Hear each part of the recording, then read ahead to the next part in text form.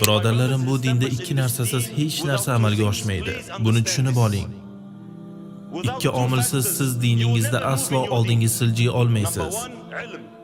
Birinchisi ilm, ikkinchisi amal. Ilm va amalsiz hech qachon rivojlana olmaysiz. Islom dushmanlarining adolatsizligidan hayratdamiz. Islom dushmanlarining bizga hamdardlik ko'rsatmayotganidan hayratdamiz. Har kuni da'vo qilyapmiz, e'tiroz bildiryapmiz. Qaranglar, din dushmanlari adolatsiz. Qaranglar, ular munofiq. Tinch aholiga yordam bermayapti. Jim qarab turibdi deyapmiz. Dushmaningizdan nima kutyapsiz? Nima uchun dushmaningiz sizning diningizga g'amxo'rlik qilishini kutyapsiz? Ey do'stim, u sening dushmaning. U seni diningni yo'q qilmoqchi. Odamlar ummat shunday qilishi kerak. Hukmdorlarimiz bunday qilishi kerak. Ulamolar unday qilishi kerak. Shayxlar bunday qilishi kerak deyshadi. Rahbarlar, jamoat tashkilotlari, mahalla oqsoqollari bunday qilishi kerak deyshadi. Qiyomat kuni Alloh sizdan Misr prezidenti nima qilganini so'ramaydi. Arab dunyosi rahbarlari nima qilganini so'ramaydi. Davringiz ulamolari nima qilganini so'ramaydi. Alloh sizdan sen nima qilding? Islom uchun nima qilding? Falastindagi birodarlaringga nima qilding? Masjidul Aqso bosib olinganini bila turib, qanday uxlay olding deb so'raydi. Mana shu savollarga javob berasiz. Shunday ekan, dinimiz faqat masjidda 5 vaqt namoz o'qish yoki kechasi tahajjud namozini ado etishdan iborat emasligini tushunish muhim. Bu dinimizning muhim qismi albatta, ammo dinimiz bundan-da kengroq.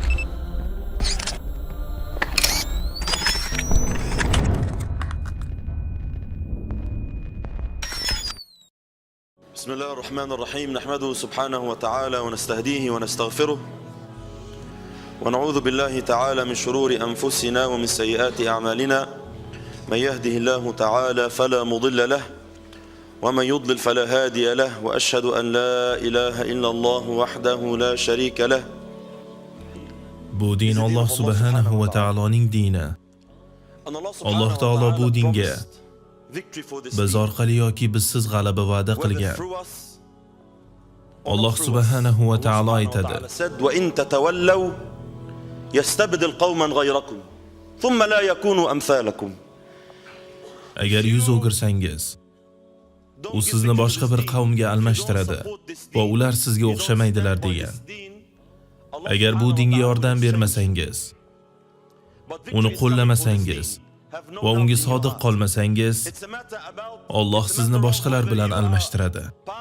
Ammo bu din uchun g'alaba muqarrar. Qalbingizda shubha bo'lmasin. Masala shundaki, siz bu dinga yordam beruvchilar safida bo'lasizmi yoki bundan mahrum qolasizmi? Bugun biz hurmatli mehmonlarimiz va ulamolarimizdan dunyodagi qo'zg'olonlar haqida eshitdik. Men esa bu munozarani boshqacha, amaliyroq nuqtai nazardan ko'rib chiqmoqchiman. Men nima qilishim kerak? Mening zimmamdagi mas'uliyat nima? Hayotimda qanday o'zgarishlar qilishim lozim? Birodarlarim, bu dinda ikki narsasiz hech narsa amalga oshmaydi. Buni tushunib oling. Ikki omilsiz siz diningizda aslo oldinga siljiy olmaysiz. Birinchisi ilm,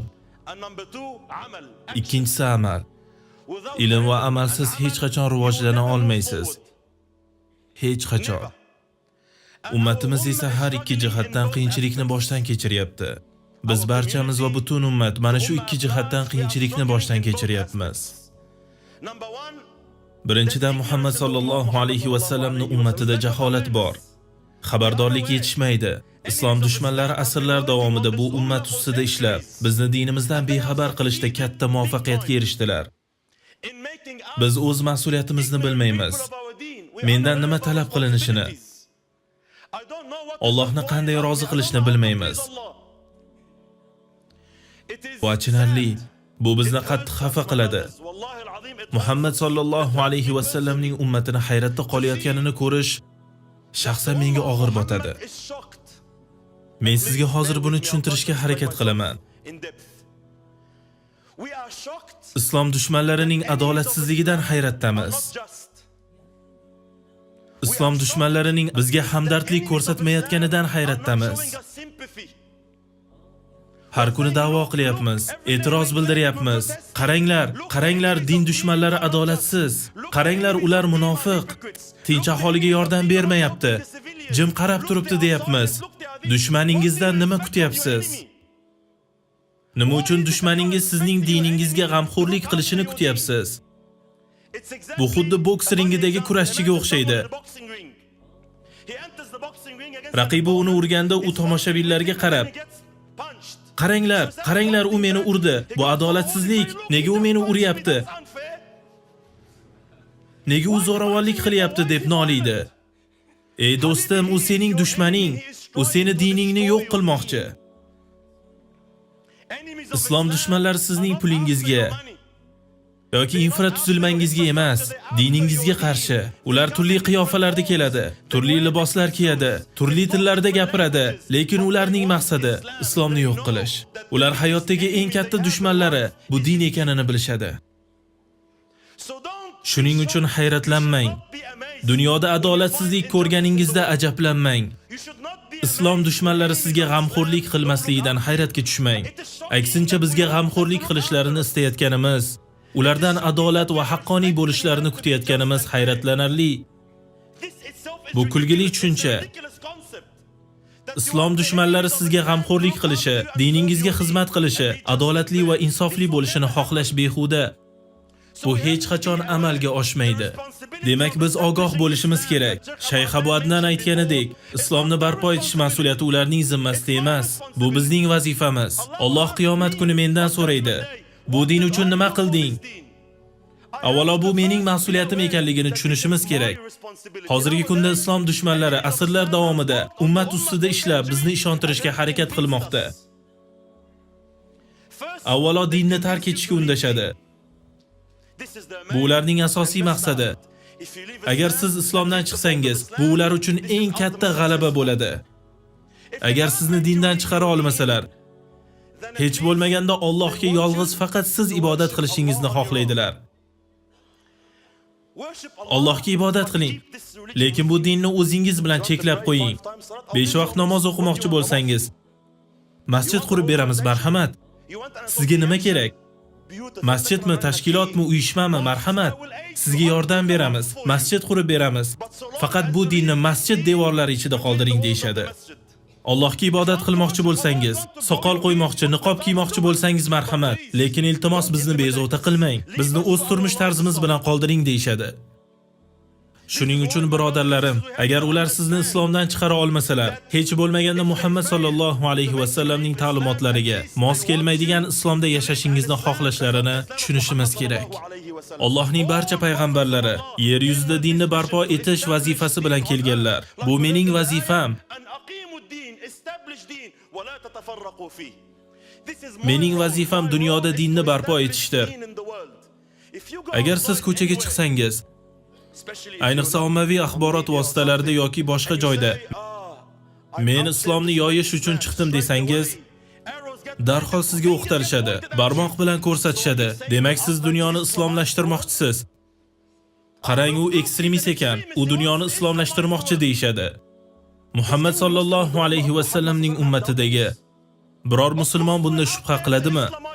Albatta biz dunyoni islomlashtirish uchun chiqqanmiz. Dinimiz asoslarini yashirishning iloji yo'q. Hatto boshqa dinlar, har qanday e'tiqod tizimi ham.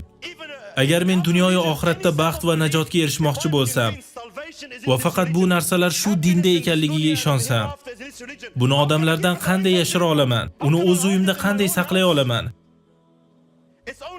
Agar bu to'g'ri yo'l, najot, baxt va muvaffaqiyat ekanligiga ishonsam, uni insoniyatga yetkazishim tabiiy holatdir. Ammo bugungi kunda bizni uyalchang qilib qo'yishdi. Allohga faqat uyingizda sig'ining deyishmoqda. Da'vatlaringizni ham o'zaro qiling, keng tarqatib yubormanglar. Yo'q, bizni bezovta qilmanglar deydi. Rasululloh sallallohu alayhi va sallam sahobalarga ularning barchasi yer yuzida Allohning diniga javobgar ekanliklarini o'rgatar edilar. Bir kuni arobiylardan biri masjidga kelib, masjid chetiga bavul qilganida Sahobalar uni urmoqchi bo'ldi. Rasululloh sallallohu alayhi va sallam ularni to'xtatib, Arabiyga nasihat qildilar va sahobalarga yuzlanib, Alloh sizlarni yubordi. U zot sahobalarga, men payg'ambarman, sizlar esa Allohga faqat ibodat qiling demadi. Yo'q, sizlar yuborildingiz. Alloh sizlarni odamlarga yengillik keltirish uchun yubordi. Sahobalar radhiyallohu anhum Fors yerlariga kirib, o'sha paytdagi Fors imperiyasi qo'shinlarining boshliqlariga, biz Alloh tomonidan yuborilgan qavmimiz dedi. Bizni Muhammad sallallohu alayhi va sallam yoki Umar o'z xalifaligidan yubordi demadi. Alloh bizni yubordi. Insonlarni bandalarga emas, faqatgina Allohga ibodat qilishga da'vat etish uchun. Boshqa e'tiqodlar zulmidan islom adolatiga olib chiqish uchun. Bu ularning maqsadi edi va har bir musulmon buni o'ziga maqsad qilish kerak. Keling o'zimizni vazifamiz haqida gapiraylik. Ikki qavatli uy, go'zal rafiqa, yoqimtoy bolalar, sevimli uy hayvoni, har kuni ovqatlantiradigan it yoki mushuk, uydagi ajoyib hovuz, chiroyli mashina. Mana shu bizning orzuyimiz. Har kuni ertalab turib shu haqida o'ylaysiz. Kuniga 12-16 soat, 2-3 smena ishlab, ko'proq pul topish uchun harakat qilasiz. Orzuyingizni ro'yobga chiqarish uchun. Lekin bomdodga turishga qiynalasiz. Da'vat qilishdan tortinasiz, uyalasiz. Ko'chalarda to'planib pulimiz uchun baland ovozlarda janjal ko'taramiz. Ammo da'vat qilishdan uyaladi. Allohga chaqirishga jur'at etmaydi. Shuning uchun tafakkur va bilimning ahamiyati katta deymiz. Ha, biz insoniyatni zulmdan qutqarish va Allohning kalomini tinch yo'l bilan yoyish uchun harakatdamiz. Biz odamlarni majburlamoqchi yoki o'ldirmoqchi emasmiz. Dinda majburlash yo'q. Ha, biz islom xabarini tarqatish uchun chiqamiz. Va bu mening mas'uliyatimdir. Ko'pchilik adashadi, ular bu ummatning mas'uliyati deb o'ylashadi.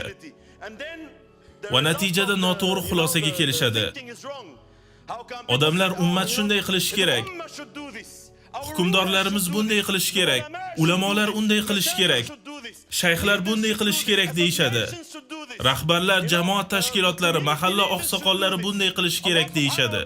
Qiyomat kuni Alloh sizdan Misr prezidenti nima qilganini so'ramaydi. Arab dunyosi rahbarlari nima qilganini so'ramaydi. Davringiz ulamolari nima qilganini so'ramaydi. Alloh sizdan sen nima qilding? Islom uchun nima qilding? Falastindagi birodarlaringga nima qilding? Masjidul Aqso bosib olinganini bila turib, qanday uxlay olding deb so'raydi. Mana shu savollarga javob berasiz. Shunday ekan, dinimiz faqat masjidda 5 vaqt namoz o'qish yoki kechasi tahajjud namozini ado etishdan iborat emasligini tushunish muhim. Bu dinimizning muhim qismi albatta, ammo dinimiz bundan-da kengroq. Payg'ambarimiz sollallohu alayhi va sallam sahih hadisda aytganlar: Mendan oldin o'tgan har bir payg'ambarga Alloh taolo o'z ummatidan shogirdlar va sahobalar ato etgan. Ular uning yo'lidan, ta'limotidan, yo'riqlaridan yurganlar. Bu avlod solih sahobalar vafot etgach, ulardan keyin shunday avlod keladiki, ularga buyurilmagan ishlarni qiladilar yoki aytadilar va amal qilmaydilar. Siz roza tutasiz, mashaalloh, xotiningiz hijobda, hamma narsa go'zal. Ammo Muhammad sallallohu alayhi va sallam ummat haqida qayg'urmaysiz. Va yer yuzida dinni barpo etish uchun harakat qilmaysiz. Bir birodar aytadi: "Alhamdulillah men namoz o'qiyman, alhamdulillah roza tutaman, alhamdulillah zakotimni beraman, islomning 5 ruknini ado etaman." Bizdagi eng katta noto'g'ri tushuncha din faqat islomning 5 ruknidan iborat deb o'ylashdi. Yo'q, islom binosi 5 ustun ustiga qurilgan. Yangi uyingizga ko'chib o'tganingizda faqat poydevor va bir nechta ustunlar bilan yashay olasizmi? Yo'q, albatta. Bino bundan ancha kattaroq. Bu 5 rukundan ham ko'proq narsani o'z ichiga oladi. Ammo islom binosi ulkan osmon upar kabi. Shu 5 ta asosiy ustun turadi. Bu 5 ta rukunni bajarish bilangina jannatning eng yuqori darajalariga erishish mumkin emas. Biz mas'ulmiz va Alloh bizdan so'raydi. Shuning uchun biz ogoh bo'lishimiz va bu ogohlikni tarqatishimiz lozim. Ilm Muhammad sallallohu alayhi va sallam ummatiga yetib kelishi kerak. Men mas'ulman, Alloh mendan so'raydi va men bu mas'uliyatni Muhammad sallallohu alayhi va sallam ummatiga yetkazaman. Ikkinchisi va eng muhimi amaldir. Birodarlarim, meni kechiring, biroz salbiy gapiraman. Odatda hazil mutoyiba uchun salbiy gapirsam-da, bugun jiddiyroq bo'laman. Mayli har safar g'arbda yoki boshqa biror mamlakatda Payg'ambarimiz sollallohu alayhi va sallamga qarshi biror narsa multfilmlar, kinolar, isnodlar paydo bo'lganda, albatta har bir musulmon ozor chekadi. Ammo dushmaningizdan yana nimani kutasiz? Bu odamni payg'ambar deb bilmagan kimsadan hurmat kutish befoyda. Muammo shundaki, birodarlarim, biz Muhammad sallallohu alayhi va sallam ummati hurmatimizni yo'qotganimiz yoki Muhammad sallallohu alayhi va sallamga bo'lgan hurmatimiz yetarli emas. Agar Allohning elchisi bizning davrimizga kelsa va islom dushmanlari uni masxara qilayotganini ko'rsa, bu uni xafa qilishi mumkin. Ammo agar u o'z ummatining, uning buyruqlari va sunnatini tark etganini ko'rsa, bu uni yanada ko'proq ranjitadi. Norozilik bildirish juda oson, biror narsani yoqish juda oson, ko'chaga chiqib ovozingiz boricha baqirish va g'azablanish juda oson. Ma'ruzalarda takbir aytish juda oson. Ammo men sizlarga tajribamdan kelib chiqib kafolat bera olaman. Birodarlar, inshaalloh adashayotgan bo'lsam ham, bugungi ma'ruzadagi ko'pchilik kechasi tahajjud namoziga turib, Muhammad sallallohu alayhi va sallam ummati uchun yig'lamaydi va Muhammad sallallohu alayhi va sallamning sunnatiga amal qilmaydi. Inglizlar aytganidek, oson kelgan narsa oson ketadi. So'zlar arzon, ularni qadri yo'q. Xohlaganingizcha baqiring. Dushmanlaringiz ham buni bilishadi. Ular sizni g'azablantirish uchun, qarang, men Muhammad haqida film olaman va ummat qanday g'azablanishini ko'ring deydi. Ammo ularni chindan ham kuydiradigan narsa bu ummatning Muhammad sallallohu alayhi va sallam sunnatida birlashishidir. Haqiqatan ham ularni kuydiradigan narsa shu. Bir kun kelib bu ummat uyg'onadi va har bir erkak musulmon bomdod namozini masjidda o'qiydi. Bu manzarani tasavvur qiling. Avstraliya, Qozog'iston, Afrika yoki Amerikada qayerda bo'lishingizdan qat'iy nazar, Muhammad sallallohu alayhi va sallamning ummatini topsangiz, hech kim masjidda namozni qoldirmaydi. Hamma Muhammad sallallohu alayhi va sallam ummatiga ergashadi. Hamma uning sunnatiga amal qiladi. Har kimda uning odobi bo'ladi. Aynan shu narsa hozirgi kunda payg'ambarimiz sallallohu alayhi va sallam ummatiga yetishmayapti. Birodarlarim, so'zlar arzon. Men hozir o'rnimdan turib, biz buni qilishimiz kerak, uni qilishimiz kerak deb eng zo'r ma'ruzani o'qishim mumkin. Ammo biz hammamiz bilamizki, birodarlarim, bu ma'ruzadan 5 daqiqa o'tib, ehtimol o'ynab kulib boshimizni ko'tarib, kabob yoki boshqa biror narsa yeb o'tiramiz. Men kamsitmoqchi emasman. Iltimos, meni noto'g'ri tushunmang. Biz ovozimizni ko'tarishimiz va noroziligimizni bildirishimiz kerak. Biz xavotirda ekanligimizni ko'rsatishimiz lozim. Ammo biz bundan ham oldinga siljishimiz kerak. Agar siz bu ahvolni o'zgartirmoqchi bo'lsangiz, Falastin ahvolidan tashvishda bo'lsangiz, eng kamida men ko'rishim kerak bo'lgan narsa siz o'z uyingizda dinni o'rnatishingizdir. Odamlar dunyoda shariatni joriy qilishmoqchi bo'ladi-yu, o'z uylarida shariatga amal qilishmaydi. O'z uyini Allohning dini bilan boshqarmaydi. Boshqalarga barmoq bilan ko'rsatish oson, ammo o'ziga qo'llash qiyin. Birinchi navbatda o'z hayotingizda dinni o'rnatishdir. O'zimda islomni qaror toptira olmay turib, yer yuzida islomni qanday o'rnataman? Nima uchun bir narsani aytib boshqasini qilasiz? Gapirish oson, so'z arzon, uning qiymati yo'q. Ammo Muhammad sallallohu alayhi va sallamning ummatida amal qani? Ummatimizda Qur'on qayerda? Allohning kitobiga muhabbat qani? Uni o'qish, yodlash, tushunish qayerda? Avstraliyada yashaymiz, vallohi, yangi avlod yoshlarining 90% arab tili bilan aloqasini yo'qotgan.